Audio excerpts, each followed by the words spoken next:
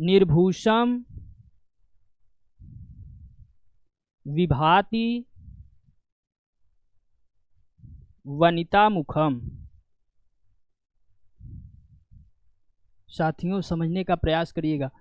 वनिता मतलब क्या होता है? स्त्री। मुखम मतलब चेहरा या मुख। विभाति मतलब शोभावान। निर्भूषम मतलब भूषण मतलब आभूषण। नी मतलब लग गया नहीं, यानी आभूषण से रहित। और कांतमपि मतलब क्या होता है? सौंदर्य। जब आचार्य भामा ने यह परिभाषा दिया, न कांतमपि निर्भूषम विभाति वनिता मुखम, इसका अर्थ क्या होगा?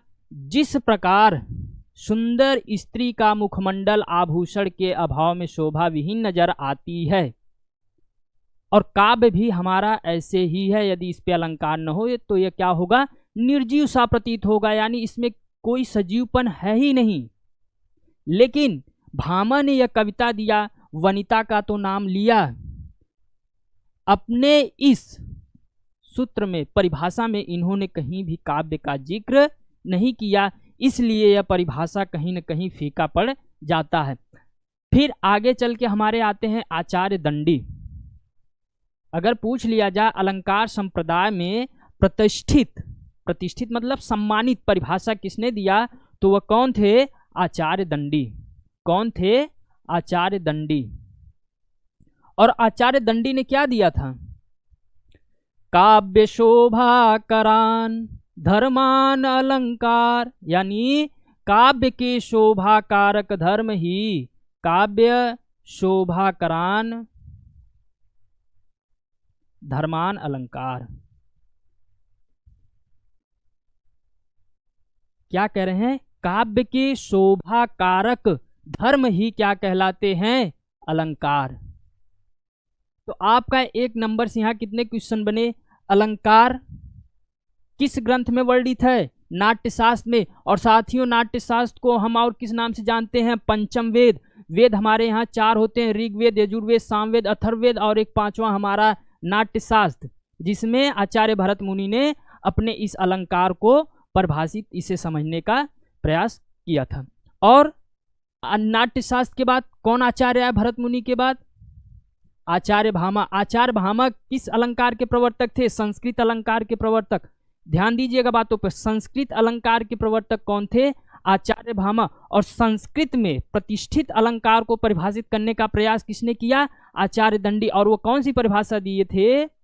काव्य के शोभा कारक धर्म ही क्या कहलाते हैं? अलंकार कहलाते हैं। अभी इसमें और डीपली है, लेकिन हम आपको केवल एक पर्पज पेपर के हिसाब से ही उसका आपको बता रहे हैं। और यह वीडियो पूर्णतः आपके 6 नंबर को कवर करेगा। और यदि इसमें डीपली आपको पढ़ना है तो हमारा नेक्स्ट वीडियो चढ़ा होगा, उसको देखिएगा। अब जब आचार्य दंडी ने दे दिया, तो हिंदी में सबसे प्रतिष्ठित अलंकार संप्रदाय के प्रवर्तक हुए आचार्य केशव दास। कौन हुए? आचार्य केशव दास। तो अगर पूछ ले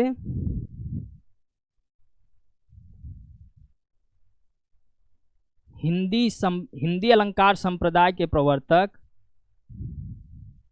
हिंदी अलंकार संप्रदाय के प्रवर्तक कौन है? आचार्य केशव दास। आचार्य केशव दास। साथियों आचार्य केशव दास पूर्णतः समग्र अलंकार को परिभाषित कर दिया। और इनका परिभाषा देखिएगा। आचार्य केशव दास ने कौन सी परिभाषा दिया? आचार्य केशव दास। आचार्य केशव दास ने परिभाषा दिया, यद्यपि सुजाति, क्या है? यद्यपि सुजाति सुलक्षणी सुबरन सरस सुवृंत, क्या है? सुबरन सरस सुवृंत भूषण बिन न विराजहि कविता वनिता मित, भूषण विन न विराजहि।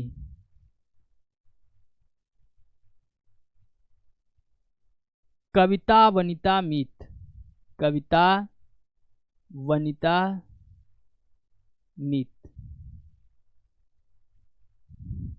देखिए साथियों, यदि आप पेपर में लिखिएगा तो जो लेखक का नाम होगा वह हमारा सिंगल इन्वर्टेड कामा में होगा यदि आप उसके साथ वर्णन कर रहे हैं, और वह जो कोटेशन उनका होगा, जो परिभाषा होगा, उसे आप डबल इन्वर्टेड कामा के अंदर क्या करेंगे, बंद करेंगे। हमारा पंक्चुएशन ध्यान में रखकर चलना। अब इसके अर्थ पर आप चलिएगा।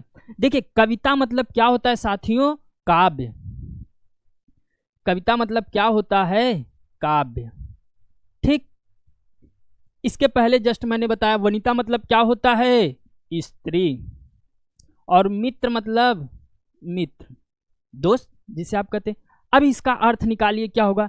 यद्यपि मतलब होता है यद्यपि, सुजाति मतलब होता है सुंदर जाति वाली, सुलक्षणी मतलब अच्छे लक्षण वाली हो, सुवर्ण मतलब पूरे वर्ण से, सरस मधुर बोलती हो, और भूषण विन्न विराजय।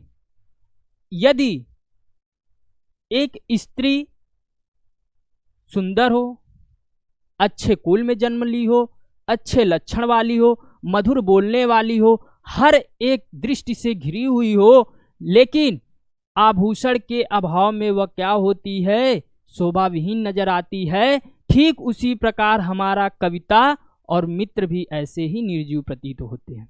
तो केशव दास ने अपने इस परिभाषा में पूरे अलंकार को, कहाँ कहाँ हमारे अलंकार विद्यमान होते हैं। अब इसमें एक चीज और आप ध्यान दीजिएगा, यदि आप श्लेष अलंकार, यदि यह परिभाषा आप याद कर लेते हैं और श्लेष अलंकार आप में पूछे और आपको कोई उसका उदाहरण नहीं समझ में आए, तो आप इसको लिख सकते हैं। क्यों लिख सकते हैं, क्योंकि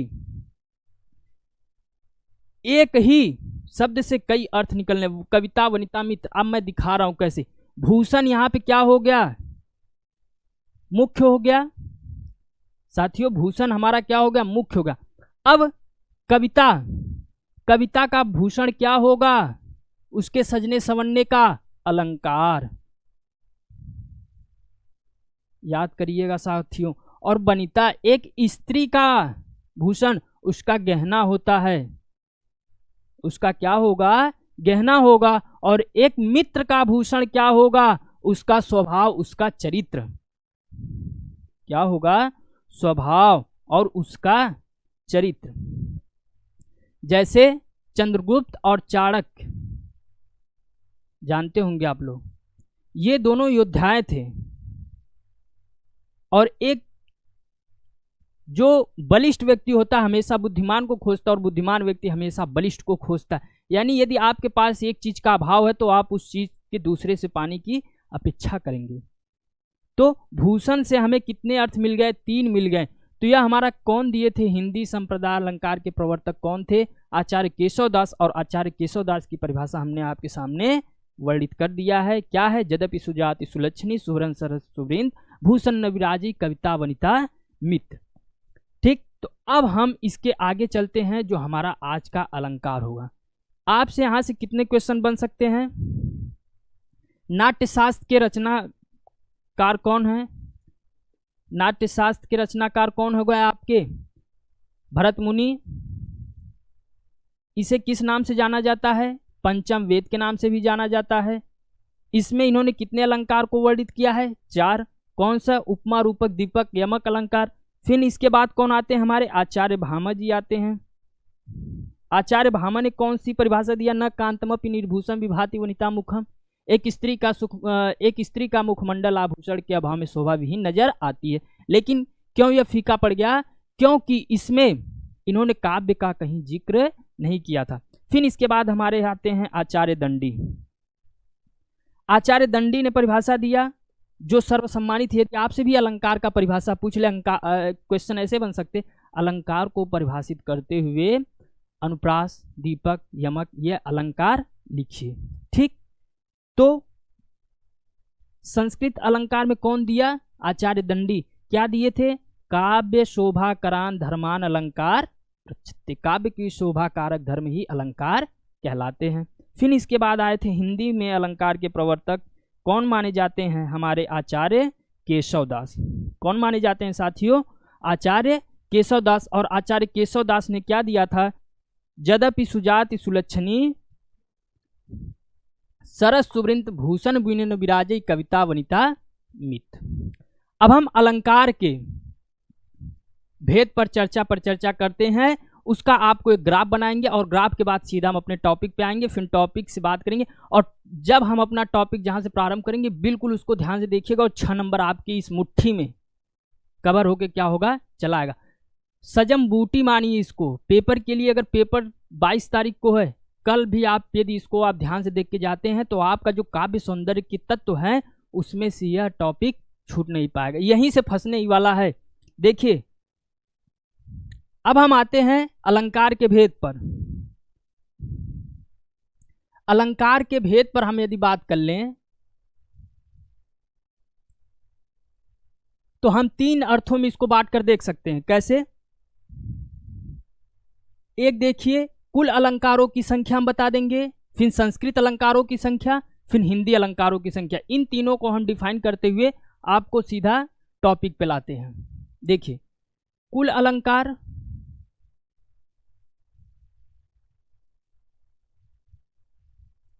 फिर हमारा क्या हो गया है संस्कृत में, फिर और हमारा हिंदी में। जो हमारा कुल अलंकारों की संख्या होती है ना साथियों, वह 4 होती। देखिए क्या, शब्दालंकार, और दूसरा हमारा होगा अर्थालंकार, उभयालंकार, और एक होता हमारा पाश्चात्य अलंकार।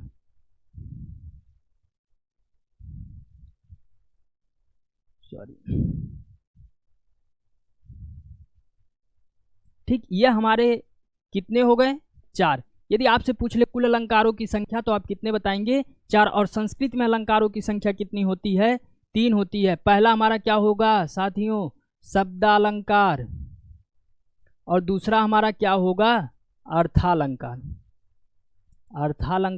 और तीसरा हमारा होगा उभयालंकार। अभी मैं इसका आपको ट्रिक तुरंत बता देता हूं कैसे। और संस्कृत में हमारा क्या होता है, शब्दालंकार, अर्थालंकार, और एक हमारा क्या होता है, हिंदी में 2 ही होते हैं। ठीक, क्या हो गया, शब्दा और अर्था। अब आप यदि न याद हो तो इन चारों को याद करिए।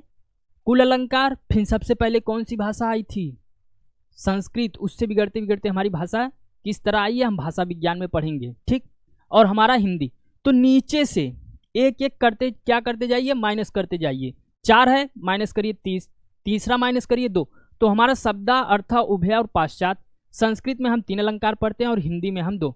तो हमारा हिंदी है तो हम क्या पढ़ेंगे, शब्दालंकार और अर्थालंकार। इन्हीं 2 को हमको पढ़ना है। शब्दालंकार 6 होते हैं, अनुप्रास, शमक, श्लेष, विप्सा, वक्रोक्ति, पुनरुक्ति, प्रकाश अलंकार। फिर अनुप्रास के भी 5 भेद होते हैं। तो अब हम इसको आगे धीरे धीरे करते हैं। अब आपको पूरा अलंकार का ग्राफ समझ में आ गया होगा कि हमको कहाँ से पढ़ना है। हिंदी में शब्दालंकार और अर्थालंकार, शब्दालंकार में और अर्थालंकार को अब हम देखने का प्रयास करते हैं। देखिए शब्दालंकार में पहला हमारा क्या है, यह हमारा शब्दालंकार में है, शब्दालंकार। ठीक, शब्दालंकार का हमारा पहला क्या है, अनुप्रास। अनुप्रास में क्या होता है, जहां पर एक ही वर्ण की क्या हो, क्रमिक आवृत्ति हो। यहां पे क्या होगा साहित्य, क्रमिक आवृत्ति बार बार हो रहा हो, वहां पर क्या होता है, अनुप्रास अलंकार। याद करने का तरीका, एक वर्ड हो, आपको क्रम से मिलता हो। जैसे इसमें दिया है, मुदित महीपति मंदिर आए, सेवक सचिव समंत बुलाए। अगर यह आपको कठिन लगे तो आपका एक बहुत प्रचलित और हर जगह है, तरनि तनुजा, तट तमाल, तरुअर बौछाए। हमारे अलंकार में भी आपको गाना भी मिलेगा, बोलते हैं ने, नहीं याद हो तो गाना लिख के आना, अभी बताते हैं कहाँ पे आएगा वो। देखिए क्या कह रहा है, एक वर्ड की क्रमिक आवृत्ति हो। क्रमिक मतलब क्या है, 1 2 3 4 कंटिन्यू चलता रहे 1 2 3 तक, यदि कंटिन्यू आ रहे हैं तो हमारा क्या होता है, क्रमिक आवृत्ति। देखिए मुदित, आगे आपका म मिल गया, महिपति म मिल गया, मंदिर म मिल गया, आए गए फिर सेवक सचिव सुमंत, 3 3 मिले तो यहाँ पे कौन सा अलंकार हो गया साथियों, अनुप्रास अलंकार। अब इसी में देखिए तरनी, तनुजा, तट, तमाल, तरुअर, बहुछाय। अब त देखिए पहले नंबर पे आया, पहले नंबर पे आया, पहले नंबर पे पहले पहले, यानी आपको 5 वर्ड दिखे तभी और सब पहले नंबर पे ही है, तो हमारा कौन सा अलंकार हो गया, अनुप्रास अलंकार। तो यह आपके पेपर में very very very most important लिख लीजिएगा। अनुप्रास अलंकार पूछे तो कुछ नहीं करना, आंख बंद के लिखना, जहां पर एक ही वर्ड की क्रमिक आवृत्ति हो वहां पर अनुप्रास अलंकार होता है। परिभाषा, मुदित महिपति मंदिर आए, सेवक सचिव सुमंत बुलाए, और दूसरा है तरनी तनुजा तट तमाल तरुअर बहुछाए। अब आप अपने स्वादानुसार इसे फंकी की तरह फाक लीजिएगा, ठीक। और अब हम आगे बढ़ते हैं, शब्दालंकार का दूसरा रूप देखते हैं, यह हमारा अनुप्रास कंप्लीट। अब अनुप्रास के भी 5 भेद होते हैं, छेका, वृत्वा, सूत्रा, लाटा अनुप्रास और अंत्यानुप्रास अलंकार। यह काफ़ी बड़े लेवल का हो जाता है, आपके पेपर में यहाँ से नहीं पूछा जाएगा, इसलिए मैं उस पर चर्चा नहीं कर रहा हूँ, ठीक। देखिए इसके बाद आता है हमारा यमक। यह शब्दालंकार का ही भेद है। यमक क्या कह रहा है, जहां पर एक ही शब्द की आवृत्ति होती है लेकिन उनके अर्थ भिन्न भिन्न होते हैं। जहां पर एक ही शब्द की आवृत्ति होती है, जैसे एक शब्द आपको मिल गया, अब उसकी बार बार आवृत्ति हो रही है, तो वहां पर क्या होगा हमारा यमक अलंकार। क्या दिया, तो परवारो उर्वशी, उर्वशी दे दिया, सुन राधिके सुजान, फिर तू मोहन के उर्वशी हुए उर्वशी सुजान। तो आवृत्ति हो रही है। यदि आपको ये लंबा लगे तो मैं अच्छा एग्जाम्पल आपके लिए दे रहा हूं, उसे खा लीजिएगा, तुरंत मुंह बांध के बैठिए और तुरंत खाइएगा। 3 बेर खाती थी, 3 बेर खाती थी, 3 बेर खाती है।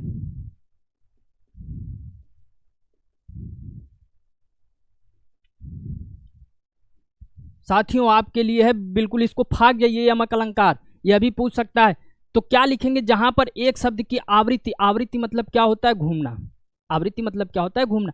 तो वहां पे अनुप्रास में क्या था, एक वर्ड की क्रमिक आवृत्ति होगी, एक वर्ड रहेगा। यहां पर क्या दे दिया, एक शब्द, शब्द और वाक्य वर्ड में अंतर आपको पता होना चाहिए, ठीक।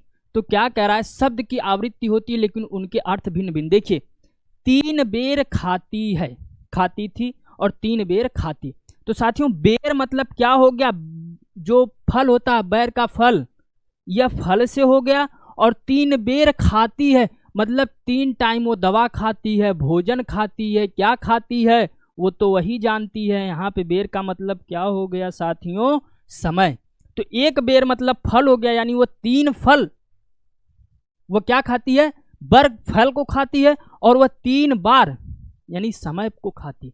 तो आपको शब्द एक ही मिला, शब्द आपको एक ही मिला, लेकिन जब हमने इसका अन्वय अर्थ निकालना चालू किया तो ये क्या हो गया, भिन्न भिन्न अर्थ प्रकट करने लगे। तो अब इसका आपको याद होगा, हम बिल्कुल आपको एकदम चुनमुन टाइप वाला एग्जाम्पल दे रहे हैं। 3 बेर खाती थी, 3 बेर खाती है। यदि यमक अलंकार पूछ ले तो याद होना चाहिए, आंख बंद करके याद करिए, जहां पर एक ही शब्द की आवृत्ति हो यमक अलंकार। अनुप्रास में कहा था, अनुप्रास में वर्ड का ध्यान रखिएगा, जहां पर एक ही वर्ड की क्रमिक आवृत्ति हो, इसमें शब्द आ गया। जहां पर एक शब्द की आवृत्ति हो परंतु उसके अर्थ भिन्न भिन्न प्रकट हो, वहां पर यमक अलंकार होता है। हमने उदाहरण भी बता दिया, 3 बेर खाती है, 3 बेर खाती थी। यह हमारे सिलेबस में है। यह जो है ये सामान्य हिंदी वालों के लिए, पहले मैं बता दे रहा हूं, सामान्य हिंदी यानी जो साइंस वाले, जो फिजिक्स केमिस्ट्री बायो मैथ वाले हैं उनके लिए है यह सिलेबस में, और साहित्यिक हिंदी के लिए बड़ा हो जाता है। मैं साहित्यिक हिंदी वालों के लिए नेक्स्ट डे बनाऊंगा या आज सामान्य हिंदी वालों के लिए। तो हमारा यमक समझ में आ गया। और हम आगे आप देखते हैं अर्थालंकार का। देखिए यह हमारा शब्दालंकार में है भी, श्लेष अलंकार भी हमारा किस में आता है, शब्दालंकार में।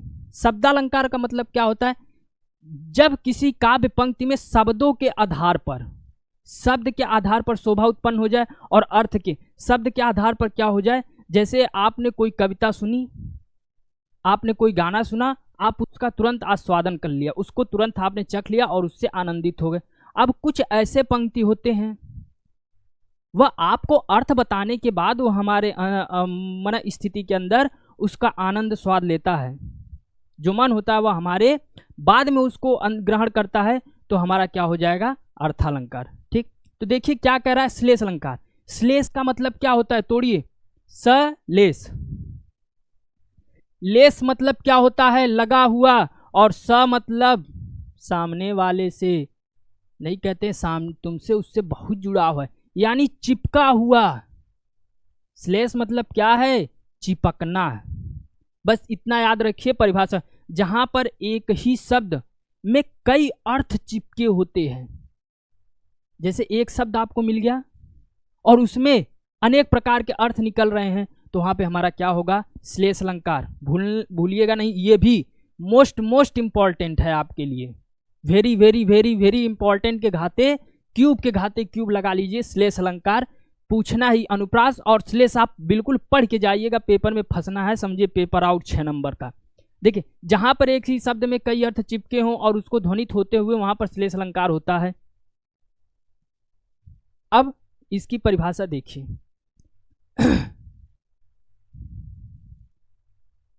प्रियतम बतला दे लाल मेरा कहाँ है। अब एक लाल क्या हो गया, पुत्र से, और एक लाल पति से भी। ठीक, यानी लाल दोनों अर्थ में प्रकट हो रहे। अब एक ऐसे भी देख सकते हैं, प्रियतम मतलब कौन हो गया, प्रिय, बता दो मेरा लाल कहाँ है। तो हमारा देखिए एक शब्द में क्या है, अर्थ जुड़ा हुआ है, एक शब्द में हमारा अर्थ जुड़ा हुआ है। जैसे देख सकते हैं, एक उदाहरण हम ले रहे हैं, मंगन को देख पट देत बार बार। मंगन को देख पट देत बार बार। अब साथियों, मंगन मतलब क्या हो गया, भीख मांगने वाला व्यक्ति जो भीख मांगता है। अब पट मतलब एक क्या हो गया हमारा, दरवाजा, और एक पट मतलब हमारा क्या हो गया, वस्त्र। अब कोई भीख मांगने वाला व्यक्ति आया तो कोई अपना दरवाजा बंद कर दे रहा है, उसे नहीं दे रहा है, और कोई नई स्त्री है, उसकी शादी होकर आई है, और वह जब देख रही तो अपने घूंघट को नीचे कर ले रही है। तो यहाँ पर एक ही शब्द से क्या हो गए, दो अर्थ निकल गए, कई अर्थ निकल गए। तो यहाँ पर क्या हो गया हमारा, श्लेष अलंकार। ठीक, अब आगे आते हैं हम। अब हम अर्थालंकार पे चलते हैं। हम आपको इसलिए जल्दी जल्दी कवर करा रहे हैं क्योंकि आपका पेपर बहुत करीब है, यानी एक दिन बस आपको बचा हुआ है, और ये आप पढ़ के जाइएगा। अनुप्रास और श्लेष आप तो पूर्णतः रट के जाइएगा, समझिए 2 नंबर आपका पूरा आउट हो गया है। अब आगे आ जाइए उपमा अलंकार। उपमा अलंकार में आने से पहले ये अर्थालंकार का भेद होता है। उपमा के हम आपको बता दे रहे हैं जल्दी जल्दी में, 4 अंग होते हैं। क्या होता है, उपमेय, उपमान, साधारण गुणधर्म और वाचक। ठीक, तो आपको उपमेय और उपमान जान जाइए, कैसे जानिए, एकदम ट्रिक के साथ बता रहे हैं। उपमेय जिसकी तुलना की जाती है, जिसकी तुलना की जाती है, और उपमान जिससे तुलना की जाती है, जिससे तुलना की जाती है। देखिए उपमेय, यदि आप भूल जाइए, बहुत कंफ्यूजन होता है कि उपमेय उपमान क्या होता है। तो उपमेय क्या होता है, जिसकी तुलना, जैसे उपमेय मतलब मैं तुलना कर रहा हूं, जिसकी तुलना मान से, माना यक्स बराबर 5, मैथमेटिक्स वाले, यक्स क्या हो गया इसमें, उपमान, जिससे तुलना, यक्स बराबर हमने 5, यक्स से तुलना किया 5, उपमेय हो गया 5। ठीक, तो आप इस तरह समझिएगा, उपमेय मतलब हमसे लीजिए, हम जिससे तुलना की जाए, जिसकी तुलना की जाए, ठीक। तो अब इसमें क्या दे रहा है, सामान्य गुणधर्म के आधार पर उपमेय और उपमान के बीच तुलना करते हुए समानता प्रकट की जाती है। इसमें एक ट्रिक भी है, चुप्पे से सुन लेना, किसी को दिखाना नहीं, बिल्कुल आंख लगा के कान लगा के एकदम देखो सुनो चुप्पे से। तुलना मतलब क्या करेगा, इसका पहचान है, क्या है, सा से सी, सा से सी सरस,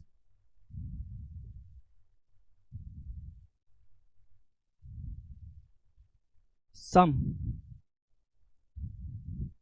सा सी से सरस सम सरस, ठीक।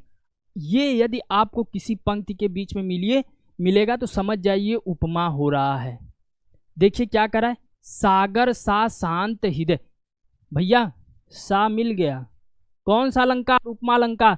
तो आप लिख सकते हैं जहां पर सामान्य गुणधर्म के आधार पर उपमेय और उपमान के बीच में तुलना हो रहा है। सागर सा मतलब हमारा जो ये हृदय है ने, सागर का पानी जैसे शांत होता है उस प्रकार है, मतलब उससे समान गुणधर्म उसके प्रकट किए जाते हैं। सागर का जो गुण है वह हमारे हृदय का भी गुण है।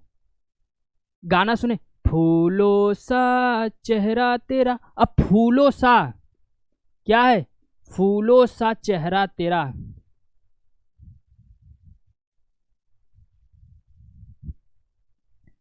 कलियों सी मुस्कान है, रंग तेरा देख के, रूप तेरा देख के, कुदरत भी हैरान है। तो सा आ गया भैया, कौन सा अलंकार, उपमा। इसीलिए बोले ने कि हमारा सब्जेक्ट ऐसा, इसमें गाना, नाटक, कहानी, उपन्यास, जब विधा क्या होती हैं साथ लेकर चलती। तो फूलों सा चेहरा, अब देखिए फूल क्या है, खिला रहता है, उसका गुण क्या है, खिला रहना, आकर्षित करना, और उसका चेहरा भी कैसा है कि दूसरे को आकर्षित करता है, बिल्कुल खिला हुआ है। तो जो हमारा उपमा अलंकार है इसकी पहचान क्या है, सा सी से सम सरिस से तुलना किया जाता है, और यही इसका परिभाषा है। जहां पर सामान्य गुणधर्म के आधार पर उपमेय और उपमान के बीच तुलना करते हुए समानता प्रकट की जाती है, वहां पर उपमा अलंकार होता है। सागर सा शांत हृदय, यदि आपको यह समझ में ना आए, बिल्कुल छोटा, इसीलिए मैं परिभाषा आपके सामने लेके आया हूँ। सागर सा शांत हृदय हमारा जो है बिल्कुल इसी अलंकार। नहीं समझ में आया तो आप लिख दे, फूलों सा चेहरा तेरा, कलियों सी मुस्कान है। फूलों सा आ गया, सामान्य गुणधर्म प्रकट कर रहा। अब हम आगे चलते हैं, देखिए रूपक अलंकार क्या कर रहा है, जहां पर उपमेय में उपमान का अभेद आरोप किया जाता है। उपमेय में उपमान, उपमेय क्या होगा, जिसकी तुलना जिससे की जाती है। तो क्या कर रहा है, शशि मुख पर घूंघट डाले अचल में दीप सम। और हाँ, इसकी पहचान लिख लीजिए नीचे, पहचान, यो उपमेय और उपमान के बीच में योजक चिन्ह आते हैं। क्या आते हैं साथियों, योजक चिन्ह। और योजक चिन्ह कैसे होते हैं, यही है योजक चिन्ह का निशान। तो क्या होगा, शशि मुख पर घूंघट डाले अंचल में दीप छमाए। ये जो शशि और मुख है, जैसे किसी घूंघट के आंचल में अपने चेहरे को चंद्रमा के समान क्या है, छुपाए हुए बैठी, जैसे आकाश में तारे छुपे हुए बैठे हैं और टिमटिमाने लगते हैं, उसी प्रकार यह भी है। तो एक आरोप कर रहा है। इसमें आप यह भी लिख सकते हैं, चरण कमल बंधो हरिराई, चरण कमल बंदो हरि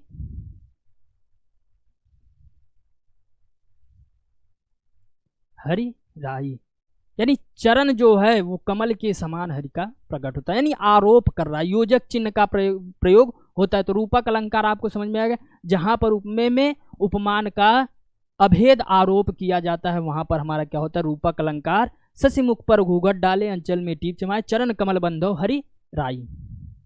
अब आगे आते हैं साथियों, हम जल्दी जल्दी इसलिए कर रहे हैं केवल आपके पेपर के।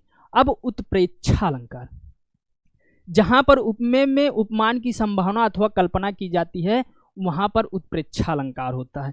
देखिए क्या कर रहा है, जनु जानो मनु मानो मनहु ज्यों, यह आपका क्या है, पहचान है। यह वाक्य के बीच में आपके आते रहेंगे केशव का सिंग दहाड़ उठा, मानो पहाड़ चिघाड़ उठा। यह आपको कठिन लग सकता है शायद, तो हम एक बता रहे हैं एग्जाम्पल ने, हमारा सुनिए, थोड़ा इधर ध्यान दीजिए। मुख नहीं मानो चंद्रमा है, लिख लीजिए, मुख नहीं मानो चंद्रमा है या चंद्र है। भैया मानो बीच में आ गया तो पूछ ले उत्प्रेक्षा, जो दूसरे से प्रेक्षा करके चलता हो। मुख नहीं मानो चंद्र हो, उसका मुख नहीं है, चंद्रमा है। ऐ चांद तेरी चांदनी कसम, मेरे पास भी एक चांद है, तेरे चांद में तो दाग है, मेरा चांद भी बेदाग है। यानी उसका जो मुख है चांद के जैसा है, बिना दाग का है।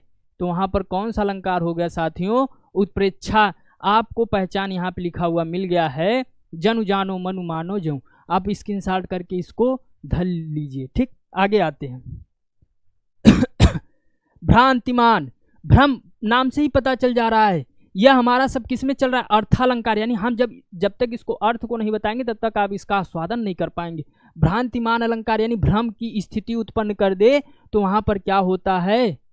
भ्रांतिमान अलंकार। इस वाक्य में जानकर, मानकर, समझकर, सोचकर, भ्रम, भ्रमित आदि। देख उसको ही हुआ सुख मौन है, सोचता है अन्य सुख यह कौन है। यह हमारा पहला है एग्जाम्पल। ठीक साथियों, यह हमारा पहला एग्जाम्पल है और यह हमारा दूसरा, आपको कोई कंफ्यूजन ना हो। अब देखिए भ्रम स्थिति के, देख उसको ही हुआ सुख मौन है, सोचता हूं अन्य सुख यह कौन है। ये इसका ध्यान रखिए। सुख तोता भी होता और वह सुख है, तो फिर शांत क्यों बैठा है?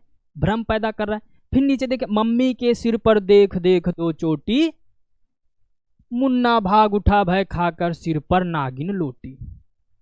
साथियों ये है भ्रम। अब मम्मी की चोटी भी 2 ठो बांधना क्या हो गया? बेकार हो गया बच्चे के लिए। क्यों? क्योंकि अब वो आ ही नहीं रहा उनके पास। कहाँ नहीं आ रहा?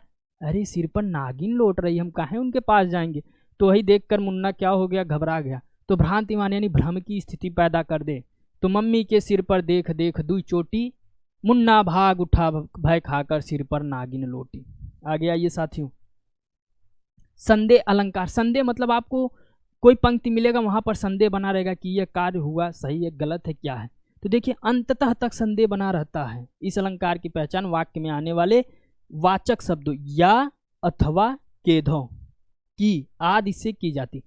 कहीं सप्रेम एक एक पाही, राम लखन सखी होई कि नाही। कहीं सप्रेम एक पाई, राम लखन सखी होई कि नाही। अब एक प्रेम कैसे हो सकता है? जैसे राम और लखन की जोड़ी बनी थी। यदि आपको यह ना याद हो तो एक याद करिए, नारी बीच सारी है कि सारी बीच नारी है, नारी ही की सारी है कि सारी ही की नारी। संदेह है कि कौन किसका नारी है, कौन किसका साड़ी है, यानी अंततः तक संदेह इसमें बनी रहेगी साथियों। यह हमारा अलंकार क्या हो गया? पूर्णतः कंप्लीट हो गया। और आप इसमें से अनुप्रास, श्लेष और यमक, इन तीनों को मोस्टली इंपॉर्टेंट के साथ देखते हुए जाएंगे। अनुप्रास में क्या था? वर्ण था, एक वर्ण की क्रमिक आवृत्ति होगी, तनि तनुजा तटतमाल तरुवर बहुछाए। फिर मैंने क्या बोला? अनुप्रास के बाद श्लेष आइएगा। श्लेष का अर्थ क्या होता है? चिपका हुआ। वहां का उसका अर्थ क्या है? चिपका हुआ है। एक शब्द से कई अर्थ प्रकट हो जाते हैं। वहां पर श्लेष अलंकार। 3 बेर खाती थी, 3 बेर खाती है, किसका हो गया?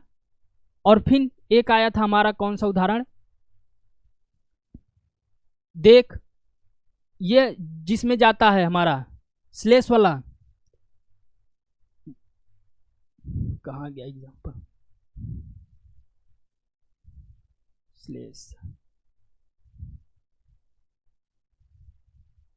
मंगन को देख पट देत देत बार। पट मतलब क्या हो गया? वस्त्र हो गया, और दरवाजा को देखकर वो बंद कर देती। ये 3 अलंकार आप अपने पेपर में पूर्णतः पढ़कर जाएंगे। अब हम आगे आते हैं छंद। और छंद आपका जितना है इंपॉर्टेंट मैं उतना ही बताने का प्रयास करूंगा। ठीक, छंद देखिए, पहले इसका हम एक डायग्राम देख लेते हैं क्या है छंद। जैसे गद्य का नियामक क्या होता है साथियों? गद्य का नियामक हमारा व्याकरण होता है। उसी प्रकार पद का हमारा नियामक क्या होता है? छंद होता है। छंद के प्रवर्तक यदि एक नंबर में पूछ ले आपके, छंद के प्रवर्तक कौन है आपके? पिंगलाचार्य। पिंगलाचार्य यह ऋग्वेद के 10वें मंडल के पुरुष सूक्त में इसका बताया गया है। यहां तक आप अभी मत जानिए, हाई लेवल पे है, ठीक है। और इसे छंद को ही एक नाम से जाना जाता है, पिंगला शास्त्र। पिंगला शास्त्र किस नाम से जाना जाता है? पिंगला शास्त्र। क्यों जाना जाता है? क्योंकि छंद के प्रवर्तक कौन थे? पिंगलाचार्य। अब देखिए, जो मेन बात हमें याद करने की जरूरत है पेपर से 2 दिन पहले, आपको कैसे मात्रा लगाना और कौन सी परिभाषा कैसे है, इसे हमको देखना पड़ेगा। तो यह छंद का एक सूत्र होता है, छंद सूत्र है एक। सूत्र कौन सा है? यमाता राज भान सलगा। यमाता राज भान सलगा। और हम आपको यह याद करने के लिए नहीं बताएंगे, बिल्कुल ट्रिक से बताएंगे। अब इस पे मात्रा कैसे बनेगा, याद करिए। आई यस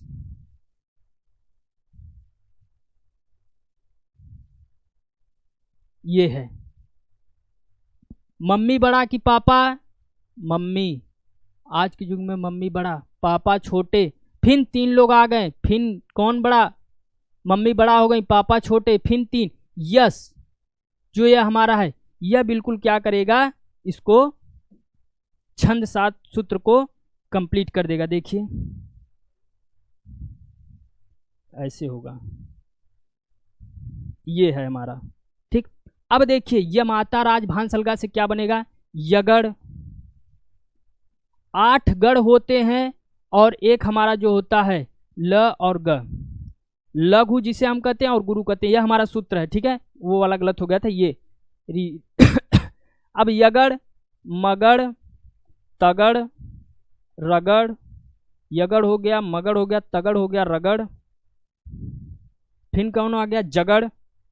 गढ़ हो गया हमारा, गढ़ सबके पीछे लगाते चले जाओ। अब इसके सूत्र को कैसे बनाना, इसको ध्यान से देखिए। 3 हो गया, 3 इसके ऐसे नीचे लगाते जाइए। देखिए आई यस यस, 3 पूरा हो गया। अब एक आगे से कम कर दो, ये यस यस यस। फिर यहाँ से एक कम करो, इसको कम कर दिया आपने। फिर यहाँ से ये, यहाँ से ऐसे, क्या हो गया? Yes yes I. फिर इसको कवर करो, ये 3 काटो, यस आई यस। जगड़ हमारा हो गया, फिर इन तीनों को लो, क्या बन गया? आई यस आई। इसी प्रकार से आगे भी बन जाएगा। ये हमारा छंद सूत्र है। तो यमाता राज भान सलगा। अब हमारे कितने गढ़ हो गए? 8 गढ़ हो गए। और 2, एक क्या हो गया? लघु, और एक क्या हो गया हमारा? गुरु। गुरु मतलब बड़ा, लघु मतलब छोटा। लघु गुरु, ठीक। इसे हम लघु गुरु के नाम से दर्शाते हैं। अब इसमें ध्यान देने की क्या बात है, किस किस पर मात्रा लघु लगेगी, किस किस पर मात्रा छोटी लगेगी। ध्यान दीजिएगा, अ, ई, उ, सॉरी उ, और एक हमारा री, इस पे हमारा जो मात्रा लगेगा यह लघु का होगा। और इसके अलावा जितना भी आएगा वो हमारे सब क्या लगेंगे? गुरु। कौन सा बच्चा? आ बच्चा, बड़ी ई बची, बड़ी ऊ बची, ए ओ, ये हमारे क्या हो गए?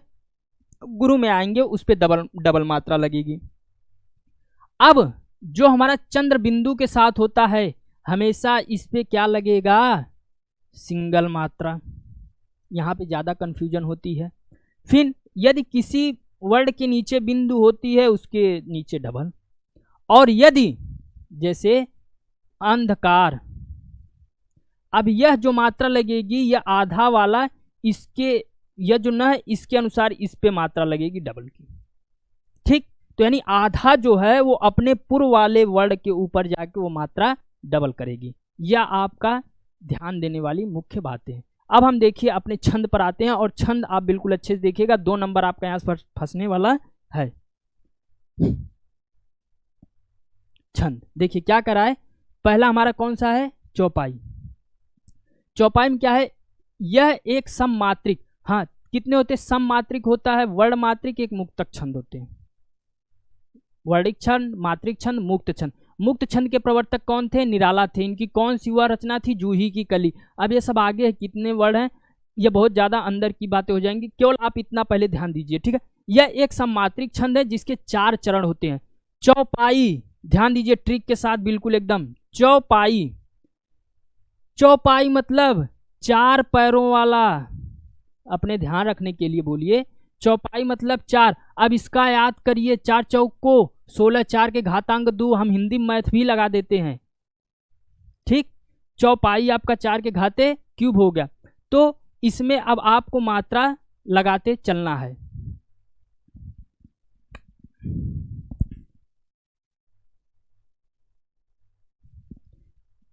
चौपाई यानी 4 पैर होंगे, इसमें कितने होंगे? 4 पैर होंगे, और हर 4 के ऊपर स्क्वायर कर दीजिए। 16 मात्राएं, प्रत्येक चरण में 16-16 मात्राएं होंगी। देखिए कैसे। बंदहु गुरुपद पदुम परागा, सुरुचि सुभाष सरस अनुरागा, अमीय मुरी मुरिमय चूरन चारु, समन सकल भव रुंज परिवारु। अब मात्रा लगाना चालू करिए। मैंने बताया चंद्र बिंदु के ऊपर बिंदी के नहीं मात्रा लगेगा, सिंगल लगाइए, एक लगाइए, यह छोटा वाला है, सॉरी एक लगेगा इस पे, फिर गुरु इस पे 2 लगेगा, 1 1 1 1 1 1 2 2 2। अब गिनिए 4 5 6 7 8 9 10 11 12 13 14 15 16।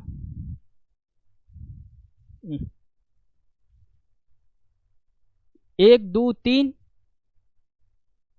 4 5 6 7 8 9 10 11 12 13 14 15 16।